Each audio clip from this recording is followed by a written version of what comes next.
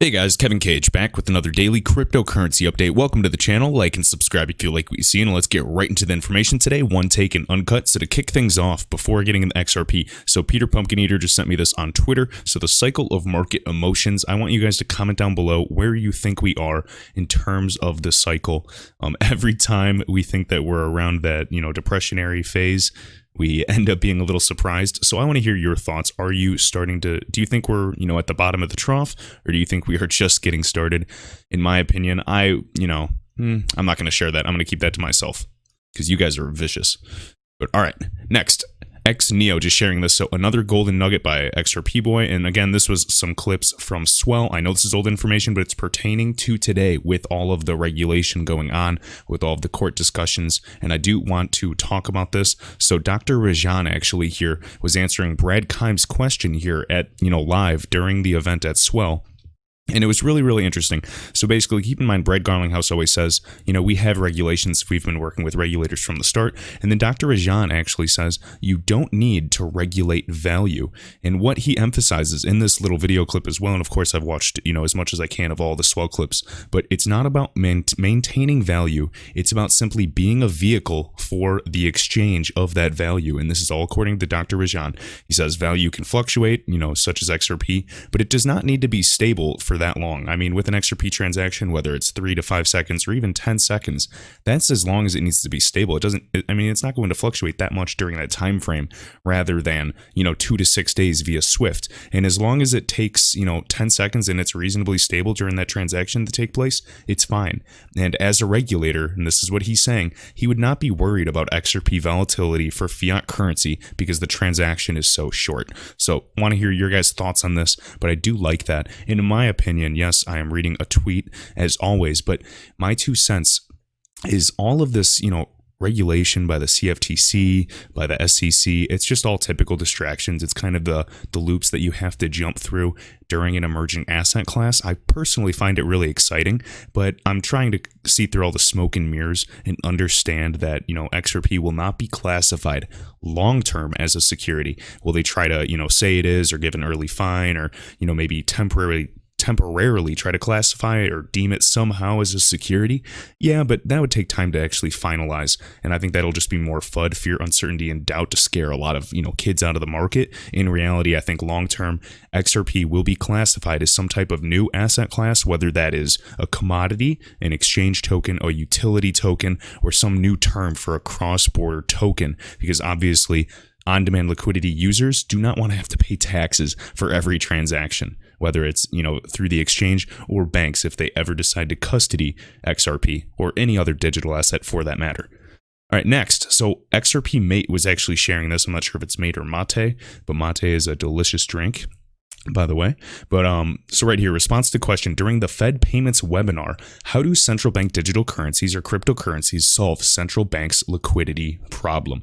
Very good question. You think that she would know how to answer this if she's running an actual webinar about federal payments in a time like this.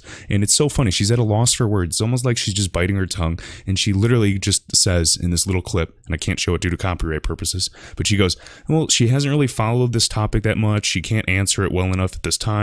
She's, they're continuing to study and they're looking at fintechs in general for payments and cross-border. And it's just hilarious because she must not have been given a script quite yet. If not, that just means that what the heck are they doing over there? Honestly. Or maybe she's just not the right person to be running this webinar. Who knows? There's a lot of variables, but I thought it was comical.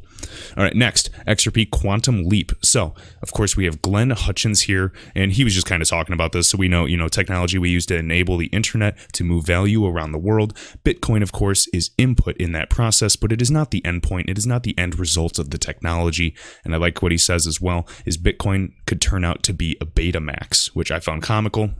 And again, shared by Jim Hyatt. So this video of May 2018, Glenn Hutchins on CNBC saying XRP in the interview with CNBC and saying that Bitcoin literally could be, turn out to be the Betamax and the precursor before VHS. And yes, as I was just talking about earlier, you've never heard Bitcoin as being, the most efficient means of settlement. So, whether these countries decide to create their own walled gardens, they still need a bridge currency. And I can assure you, it will not be Bitcoin. Proof of work, is not secure. I'm not saying, 100% of the market is going to be XRP. That would be ideal. I'd love that. But if we can get 1%, 10%, 15, 20%, that would be unbelievable. All right. And just keep that in mind. All right. Right here, I'm going to share this. So XRP_Crow. So status are in the top 1% VIP club. Just a new thing. I don't get paid for this. I just want to show it because it's, good work that he does for the XRP community, the XRP wealth distribution, just for fun. So here, top accounts by percentage. I know you can look up these stats anytime, but I do like the layout. So you are in the top 10% of XRP holders if you hold over 2,720 XRP. So over 2,700 XRP, you're in the top 10%. Top 5%, over 10,000. That's a good, mark for a lot of people that might not have the funds. And then the top 1%, over 73,000 XRP.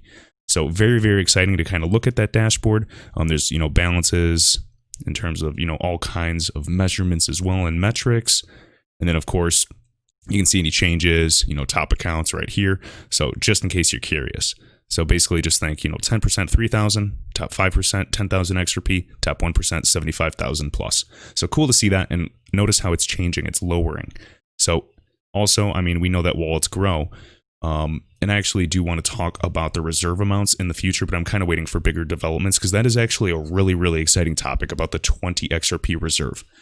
All right, and then lastly, this is older from the end of December, but I do want to reference this because obviously Repo Intervention is continuing. So right here, new record at the end of December was USD $235 billion in Repo Intervention. The highest value in 2008 was $133 billion in July, on July 18th, in 2008. This was 2 months before the Lehman went bust. But repo markets as of today is 40% smaller than in 2008.